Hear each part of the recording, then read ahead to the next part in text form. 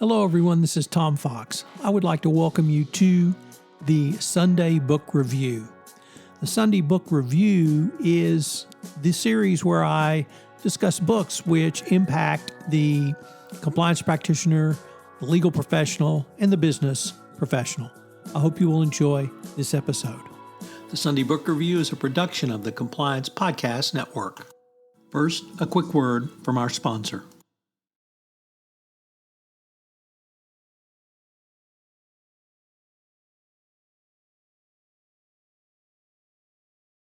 The Sunday Book Review for June 19, 2022, the Assassination Attempts edition. Today we take up some great thrillers that are fictional works of assassination attempts. First up, Day of the Jackal. A disgruntled French militaries hire an anonymous English assassin codenamed the Jackal to kill President Charles de Gaulle.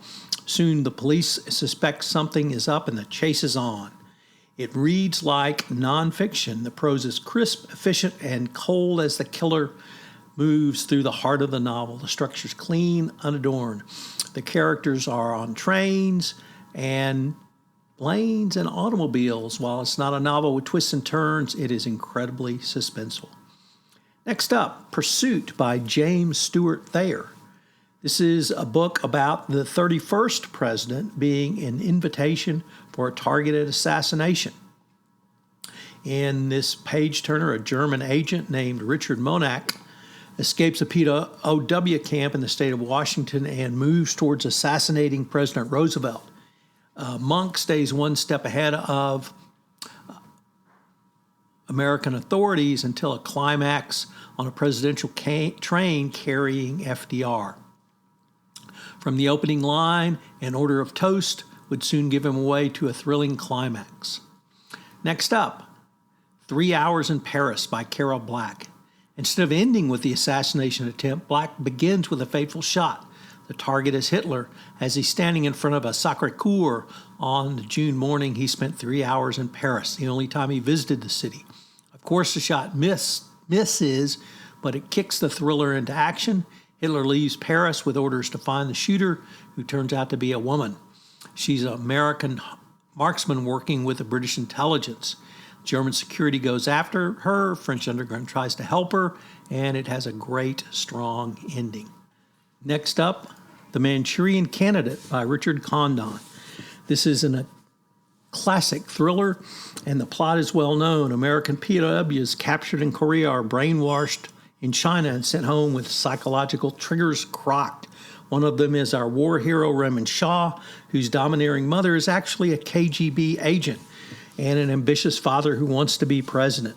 Another POW, Marco, pieces what's happened to himself and others. Can he stop Shaw from the assassination, which will change the course of U.S. history? Even today, the plot feels ripped from the headlines.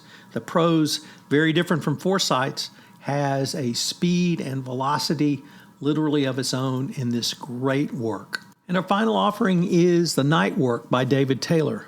This novel is a story about the assassination or an assassination attempt on Fidel Castro on his sole trip to America back in 1959. Who wants him dead? Well, Cubans who've lost power, the mob who've lost money, and American businessmen who've lost their businesses in Cuba. The FBI and CIA turn a blind eye, so it's up to a New York cop to stop this assassination attempt on Fidel Castro. This week, the Communicators Society awarded 2 podcasts on the Compliance Podcast Network awards of distinction. The first was Gwen Hassan's Hidden Traffic, and the second is Karen Woody's Classrooms Insider.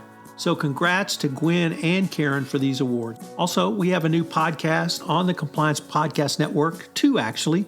The first is All Things in Investigations. It's from the law firm of Hughes Hubbard, where I interview lawyers in their investigations practice, and The Woody Report, where I take a deep dive into securities law with securities law professor Karen Woody. Look for both of these shows on the Compliance Podcast Network. And we actually have one more, which is Taxman on the intersection of tax and compliance, where with my tax colleague extraordinaire Tracy Howell, we look at 5 different issues that every compliance officer needs to be aware of regarding corporate tax. It's a fascinating series that's on a topic not often explored.